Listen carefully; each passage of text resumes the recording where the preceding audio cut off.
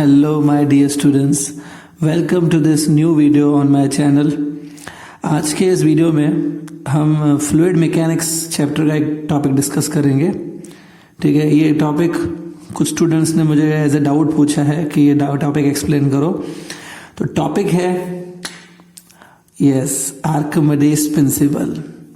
चीज़ें पानी में डूबती हैं, कभी कभी तैरती हैं, क्यों डूबती हैं, क्यों तैरती हैं, समझ में नहीं आता है। आर्किमिडीज बहुत बार बच्चों को समझ में नहीं आता है कि क्या हो क्या रहा है। तो आज आर्किमिडीज प्रिंसिपल को डिस्कस करेंगे। So let's get started. Okay, so Archimedes principal start करते हैं। अब आर्किमिडीज प्रिंसिपल आपको ये तो मालूम है कि जब किसी चीज़ को पानी में या किसी भी लिक्विड में डालते हैं तो उससे रिलेटेड है आर्किमिडीज प्रिंसिपल। उसको समझाने के लिए मैं एक डायग्राम बना लेता हूँ। सपोज एक टैंक है या कोई भी एक चीज़ है जिसमें कुछ लिक्विड भरा हुआ है। ठीक है, ये लिक्विड की लेवल है यहाँ तक। अब इसमें होता क्या है कि अगर आपने सपोज किसी बॉडी को ऐसे सपोज स्ट्रिंग बांध के किसी बॉडी को ऐसे अंदर डाल दिया लाइक दिस। ठीक है, तो इस बॉडी का कुछ मास रहेगा डेफिनेटली, लेकिन इस बॉडी का कुछ वॉल्यूम भी रहेगा, बराबर। तो जितना वॉल्यूम है ना इस बॉडी का पूरा देखो लिक्विड के अंदर चला गया है। मतलब इसको मैं बोलूँगा ये बॉडी फुल्ली इमर्स्ड है लिक्विड के अंदर। तो जितना इसका वॉल्यूम है ना उतना वॉल्यूम का लिक्विड डिस्प्लेस होता है। आपको मालूम है जब इसको अंदर डालेंगे तो ये लिक्विड की लेवल ऊपर आएगी। लेट से लिक्विड यहाँ तक आ गई, लिक्विड डेफिनेटली ऊपर आएगी। ठीक है, तो ये जो लिक्विड है ना जो ऊपर आती है इसको बोलते हैं डिस्प्लेस्ड लिक्विड। अगर वाटर है तो आप डिस्प्लेस्ड वाटर बोलेंगे। ठीक है, अभी आगे का चल के मैं वाटर ही बोलूंगा, लेकिन वो कोई भी लिक्विड हो सकती है। ठीक है, तो ये डिस्प्लेस्ड वाटर है। इस volume of this displaced water, displaced water का वॉल्यूम उतना ही होता है जितना इस बॉडी का वॉल्यूम है। तो जितना बॉडी का वॉल्यूम है उतना डिस्प्लेस्ड वाटर का वॉल्यूम होता है। अगर सपोज आपने बॉडी को ऐसा सपोज बॉडी को अंदर डाला है तो देखो ये आधी बॉडी अंदर है और आधी इसकी बाहर है। ये स्ट्रिंग से मैंने इसको बांध के रखा है सपोज। तो कुछ बॉडी अंदर है कुछ बाहर है। जितना वॉल्यूम अंदर है ना उसको मैं लिखता हूँ VI, मतलब वॉल्यूम इनसाइड। तो जितना वॉल्यूम अंदर है उतना ही वॉल्यूम का वाटर डिस्प्लेस होगा। तो इसमें से एक सिंपल मैं रीजन कंक्लूजन निकालता हूँ कि वॉल्यूम ऑफ डिस्प्लेस्ड लिक्विड या डिस्प्लेस वाटर जो भी बोलो वो उतना होता है जितना volume of the body immersed. जितना अंदर पानी में गया है बॉडी उतना वॉल्यूम का वाटर या उतना वॉल्यूम का लिक्विड डिस्प्लेस होता है। पहले तो ये याद रखो। ठीक है, आर्किमिडीज में सबसे पहले ये पॉइंट आती है। अब आर्किमिडीज के मेन पॉइंट आते हैं। जब इस बॉडी को हम लोग ने अंदर डाला पानी में तो इस बॉडी के ऊपर जो फोर्सेस लगते हैं, डाउनवर्ड फोर्स जो इसके ऊपर लगता है, आपको मालूम है डाउनवर्ड फोर्स जो लगता है वो होता है mg, जिसको बोलते हैं बॉडी का वेट, बराबर। और इसके ऊपर बॉडी के ऊपर एक और अपवर्ड फोर्स लगता है। अकॉर्डिंग टू आर्किमिडीज प्रिंसिपल एक अपवर्ड फोर्स लगता है। इस अपवर्ड फोर्स को हम लोग बायोंसी फोर्स कहते हैं। बायोंसी फोर्स, बायोंसी फोर्स, या इसको अपथ्रस्ट भी कहा जाता है सिंपल वर्ड्स में, अपथ्रस्ट। अब बहुत बार स्टूडेंट इसमें अटकते हैं कि ये जो बायोंसी फोर्स है वो कितना होता है, उसकी वैल्यू ही समझ में नहीं आती, कितनी वैल्यू लिखनी है। देखो बायोंसी फोर्स कितना होता है वो मैं समझा देता हूँ। डाउनवर्ड फोर्स तो क्लियर है, डाउनवर्ड फोर्स ये mg लगता है, जिसको हम लोग ये भी बोलते हैं वेट ऑफ द बॉडी। तो जो डाउनवर्ड फोर्स लगता है वो है वेट ऑफ द बॉडी। जो अपवर्ड फोर्स लगता है ना बायोंसी फोर्स, वो भी वेट है, it is also equal to weight. But weight किसका? वेट बॉडी का नहीं, वेट ऑफ डिस्प्लेस्ड लिक्विड। ठीक है जी, जो डिस्प्लेस लिक्विड होती है ना उसकी वेट के जितना बायोंसी फोर्स होता है। तो जितना तुम डिस्प्लेस लिक्विड ज्यादा करोगे, जितना लिक्विड ज्यादा डिस्प्लेस होगा उतना ही उसका वेट भी ज्यादा होगा और उतना ही बायोंसी फोर्स ज्यादा होगा। तो वेट ऑफ डिस्प्लेस लिक्विड, तो इसको देखो वेट को तो आपको मालूम है हमेशा mg लिखा जाता है, लेकिन m क्या होगा? मास ऑफ डिस्प्लेस्ड लिक्विड। ठीक है, अब मास ऑफ डिस्प्लेस्ड लिक्विड को हम लोग लिख सकते हैं density of the displaced liquid into volume of the displaced liquid. लेकिन मैंने बताया था वॉल्यूम ऑफ डिस्प्लेस्ड लिक्विड कितना होता है? जितना volume of the body immersed है। तो जितना बॉडी का वॉल्यूम अंदर है, वॉल्यूम जितना इनसाइड है, ये है volume of the body inside. जितना इनसाइड वॉल्यूम है उतना ही डिस्प्लेस्ड लिक्विड का वॉल्यूम होगा। तो density of liquid into volume of displace liquid into g, ये होती है बॉयंसी फोर्स की फॉर्मूला। बॉयंसी को यूजुअली मैं बी से डिनोट करूंगा, तो ये बॉयंसी फोर्स है, थोड़ा याद रखो। बॉयंसी फोर्स दो चीज़ों पे मेनली डिपेंड करता है, एक तो ये रो पे, लेकिन डेंसिटी किसकी, लिक्विड की लेनी है, और वॉल्यूम किसका, जितना वॉल्यूम इनसाइड है बॉडी का उतना वॉल्यूम डिस्प्लेस लिक्विड का होता है, तो बॉयंसी उस पर डिपेंड करता है। ठीक है, शिप जो है, शिप आपको मालूम है पानी में तैरती है, ये आर्किमिडीज ने ही डिजाइन किया था शिप्स की। शिप्स क्यों पानी में तैरती है, क्योंकि वो जितना उनका अपना वेट है उससे ज्यादा उनको बायंसी फोर्स मिलता है, तभी वो फ्लोट करती है। बायंसी फोर्स इतना क्यों मिलता है, क्योंकि वो जो वॉल्यूम डिस्प्लेस करती है वो ज्यादा होता है, volume of displace liquid is more. ठीक है, तो बायंसी फोर्स है जी, बायंसी फोर्सेस को बी लिखा जाता है। ठीक है, तो सब कमाल यही चीज का है, अगर बी बड़ा होगा तो बॉडी फ्लोट होगी, अगर mg बड़ा होगा तो बॉडी सिंक हो जाएगी, वो तो आपको समझता है बराबर। तो ये पहले क्लियर कीजिए। अब देखिए आर्किमिडीज प्रिंसिपल से रिलेटेड कुछ और चीजों को डिस्कस करते हैं। आर्किमिडीज में अब नेक्स्ट चीजें डिस्कस करते हैं कुछ। सबसे पहले तो कुछ स्टूडेंट को अपने दिमाग में एक ख्याल आता है, लेकिन वो टीचर से कभी पूछते नहीं है, शर्म की वजह से, कभी डर की वजह से। क्वेश्चन बच्चों के माइंड में नेचुरली ये आता है कि अपथ्रस्ट तो हमने बता दिया कि आर्किमिडीज प्रिंसिपल के अकॉर्डिंग अपथ्रस्ट एक्ट होता है, लेकिन डाउट ये आता है कि अपथ्रस्ट एक्ट क्यों होता है, कहां से आता है अपथ्रस्ट, व्हाई अपथ्रस्ट एक्ट, आया क्यों, क्या जरूरत पड़ी अपथ्रस्ट, कहां से आ गया, तो वो आज थोड़ा समझेंगे अपथ्रस्ट आता क्यों है। ठीक है, तो उसको समझने के लिए ये देखिए डायग्राम में दे देता हूं। अब अपथ्रस्ट ये इस बॉडी पे डेफिनेटली आपको मालूम है ये बॉडी लिक्विड के अंदर है, तो इसके ऊपर अपथ्रस्ट तो लगेगा डेफिनेटली, लेकिन अपथ्रस्ट लगने का जो मेन रीजन है वो है प्रेशर डिफरेंस। आपको मालूम है जो बॉडी लिक्विड के अंदर डाली जाती है तो लिक्विड उसके ऊपर प्रेशर एक्सर्ट करती है, वो प्रेशर ही जो है ना वो अपथ्रस्ट का मेन रीजन है। देखिए सपोज इसको समझने के लिए एक सिंपल सा सिचुएशन लेंगे। सपोज ये क्यूबिकल बॉडी है जिसका बॉटम का जो एरिया है ना, बॉटम एरिया ए है और इसकी जो हाइट है वो h है, इट्स अ क्यूबॉइड बॉडी। तो इसका वॉल्यूम कितना निकलेगा इस बॉडी का, वॉल्यूम होगा a इंटू एच, बराबर।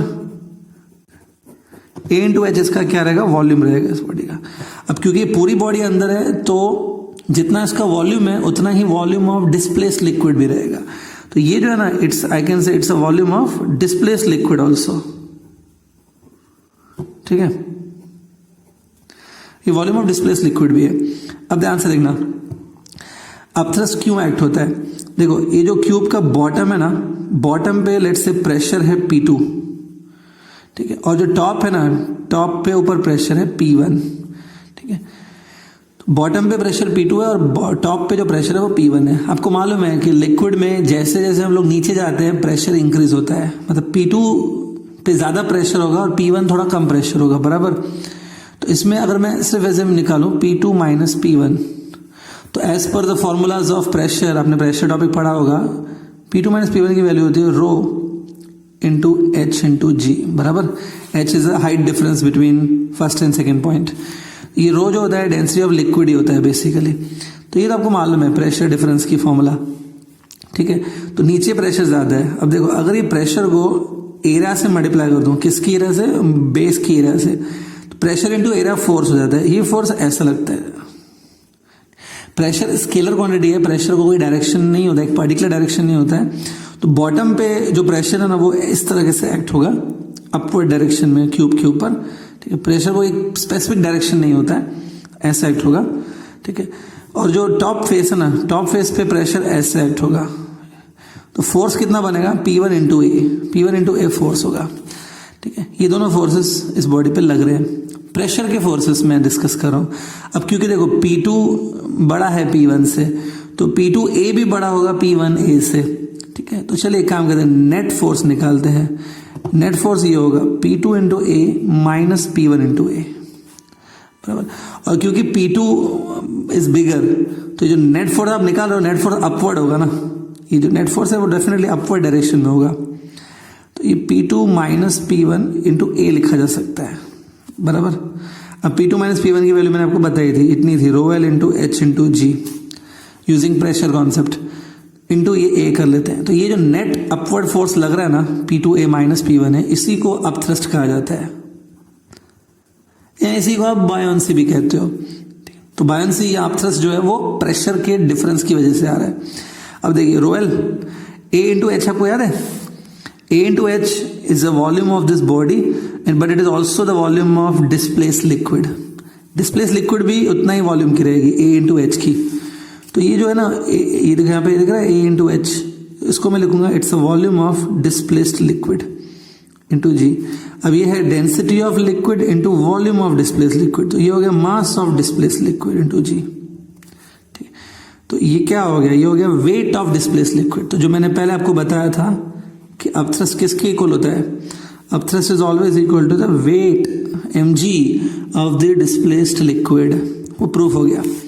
ठीक है, तो स्टूडेंट कभी ऐसे कंफ्यूज नहीं होने का कि अपथ्रस्ट क्यों आता है। कोई पूछे अपथ्रस्ट क्यों आता है, सीधा बोल देने का कि प्रेशर डिफरेंस की वजह से अपथ्रस्ट क्रिएट होता है। ठीक है, it's because of the pressure difference. अगर ये पूरा वेसल ऐसे फ्रीली फॉलिंग हो जाए, तो ये पूरा वेसल ऐसे फ्रीली नीचे गिर रहा है, तो आपको मालूम होगा फ्रीली फॉलिंग चीजों में वेटलेसनेस होता है, तो यहाँ पे वेटलेसनेस फील होगा। अगर ये फ्रीली फॉलिंग है तो ये जो जी दिख रहा है, ये जी ही जीरो हो जाएगा, g effectively will become zero, body will not experience the जी।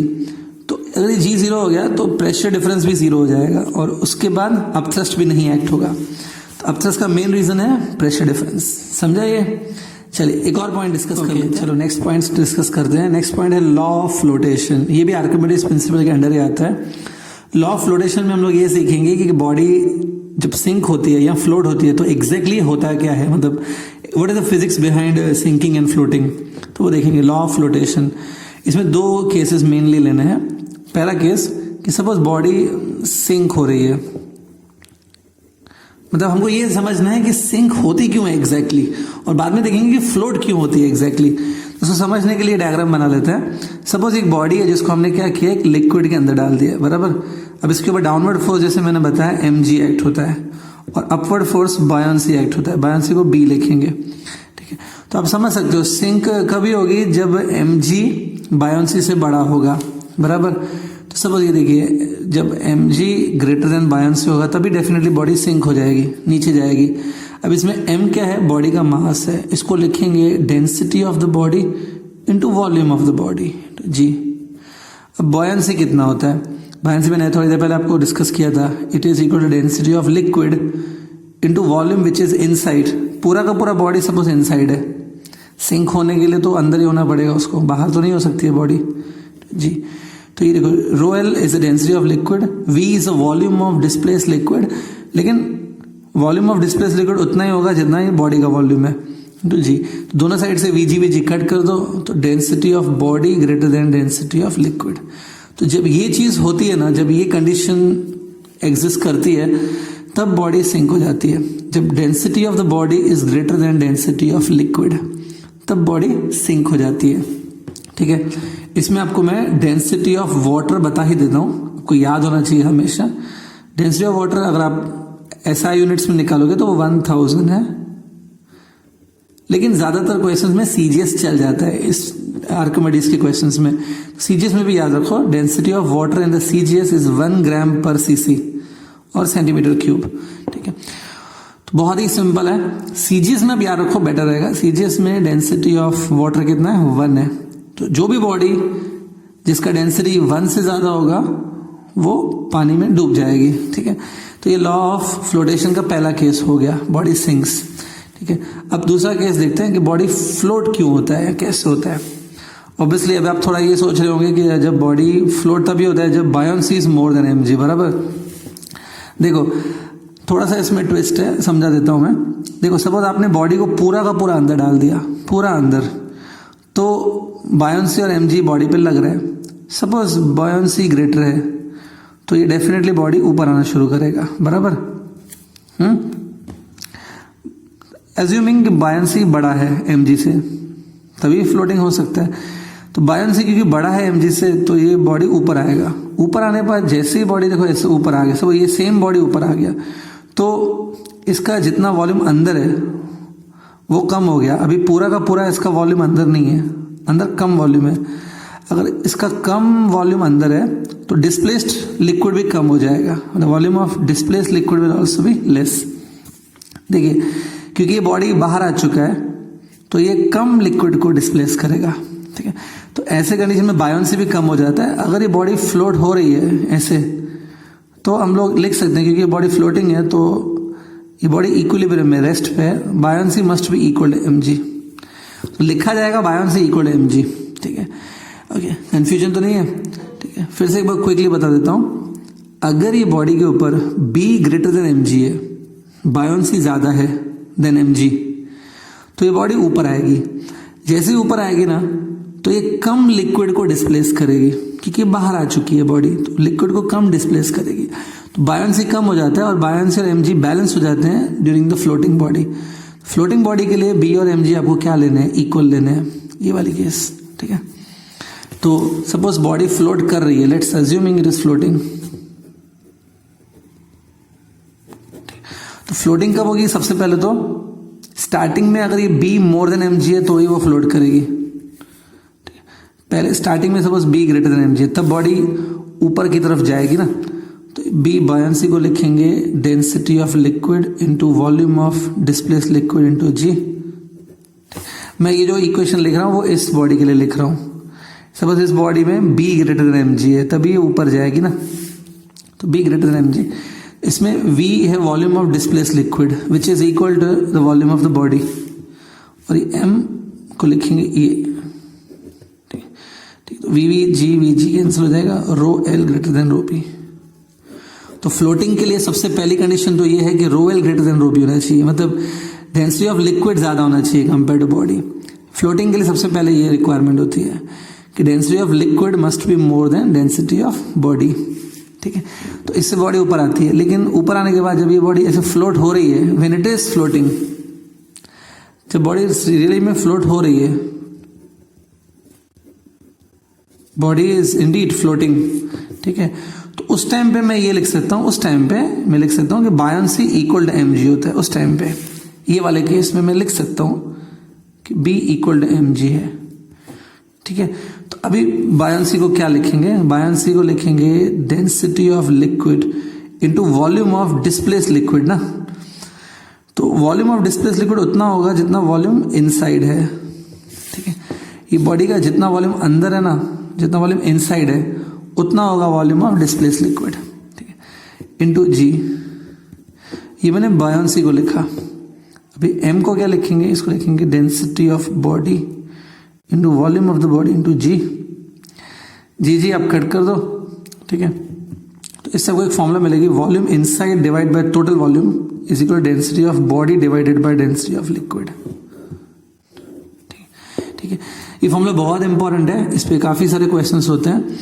ये फॉर्मूला आपको बता रही है कि जब बॉडी फ्लोट हो रही है, व्हेन बॉडी ऐसे कंडीशन में है, floating, in this condition this is known as fraction of the volume which is inside the material.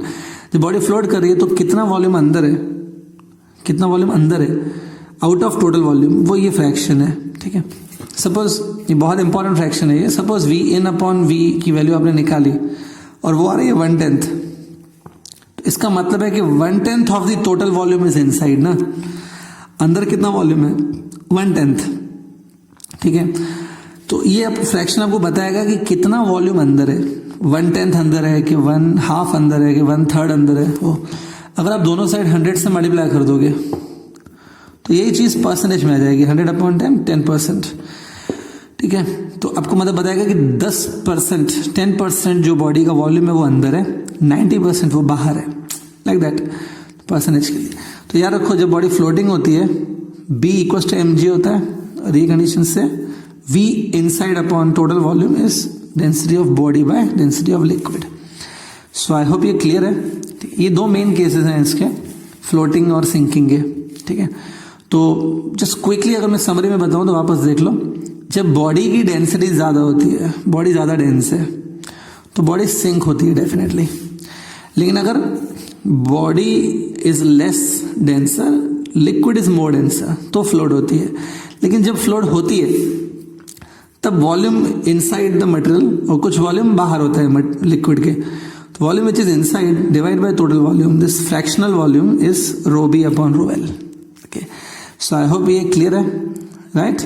ठीक है, तो अभी चलिए एक छोटा सा न्यूमेरिकल कर लेते हैं हम लोग आर्किमिडीज के ऊपर, ताकि ये जो हमने सीखा है उसको अप्लाई कर सके न्यूमेरिकल में. So let's try one numerical. Okay, तो चलिए एक न्यूमेरिकल आर्किमिडीज के ऊपर ट्राई कर लेते हैं. ये क्वेश्चन आपके सामने है, एक बार आराम से पढ़ लो इसको. ओके, तो डिस्कवरी चैनल से लगता है ये एमसीक्यू उठाया गया या न्यूमेरिकल उठाया. डिस्कवरी पर आपने देखा होगा जंगल, बियर, ये वो. तो ये आइसबर्ग और पोलर बियर के ऊपर क्वेश्चन है. ठीक है, तो काफ़ी नेचुरल क्वेश्चन है ये. ठीक है, तो इसमें लिखा है कि पोलर बियर जैसे ही आइसबर्ग के ऊपर जंप करता है तो आइसबर्ग जस्ट सिंक होने लगता है. ठीक है, तो इससे हमको वेट ऑफ आइसबर्ग निकालना है कि वो ultimately what is the mass of that iceberg. Density ice की भी गिवन है और वाटर की भी गिवन है. ठीक है, पोलर बियर की डेंसिटी गिवन नहीं है, शायद उसकी नीड नहीं होगी. ओके, सो देखते हैं अभी ये कैसे होगा. ठीक है, सबसे पहले आपको ये तो मालूम होगा कि जब आइसबर्ग पानी में तैरता है तो कुछ वो बाहर होता है, कुछ उसका अंदर होता है. ठीक है, तो सपोज ये एक वाटर है और इसके ऊपर आइसबर्ग सब ऐसा तैर रहा है. एक्चुअली में रियलिटी तो यह है कि आइसबर्ग 90% अंदर होता है, हार्डली 10% ही बाहर होता है. That's why iceberg are very dangerous. ठीक है, दैट्स वाई टाइटैनिक ऑल्सो, मालूम है ना, आइसबर्ग से डूबा था. ठीक है, तो ये देखो आइसबर्ग ऐसा है. ठीक है, अब फिलहाल जब ये आइसबर्ग ऐसा है नॉर्मल, तो इसका ये होगा कि mg of this iceberg will be equal up thrust. mg और बायंसी फोर्स इक्वल होंगे, बराबर. लेकिन अभी इसके ऊपर एक भालू जंप कर रहा है. ठीक है, पोलर बियर मतलब ध्रुवीय भालू. ठीक है, हिंदी अच्छी रखो, हिंदी आनी चाहिए सबको. ठीक है, हाँ, तो ध्रुवीय भालू जब इसके ऊपर जंप करता है तो ये जस्ट ऐसा हो गया. अब इसके ऊपर भालू भी बनाना पड़ेगा. अब मेरा इतना ड्राइंग तो अच्छा नहीं है, ये चलो भालू बना लिया. ठीक है तो भालू तो नहीं, कुछ और ही लग रहा है जानवर, लेकिन ठीक है ये भालू है. जैसे ही भालू ने इसके जंप किया तो ये देखिए जस्ट आइसबर्ग सिंक हो रहा है. ठीक है, जस्ट सिंकिंग. ठीक है, इसको बोलते हैं जस्ट सिंकिंग का केस. ठीक है, अब इसमें क्या होगा, जो डाउनवर्ड फोर्स है आइसबर्ग और बियर को मिला दो, तो ये देखो ये मास ऑफ आइसबर्ग को मैं mi लिखता हूँ और मास ऑफ बियर तो मुझे सीधे से बताया 360 kg है. तो ये टोटल मास हो गया इंटू जी, ये टोटल डाउनवर्ड फोर्स हो गया. It must be equal to total upward force. Upward force होगा बायोन्सी. तो जब भालू इधर जंप किया ना तब भी ये बैलेंस्ड है. It is just sinking but it is balanced. तो मैं बी इक्वल्स टू ये mg के ले सकता हूँ.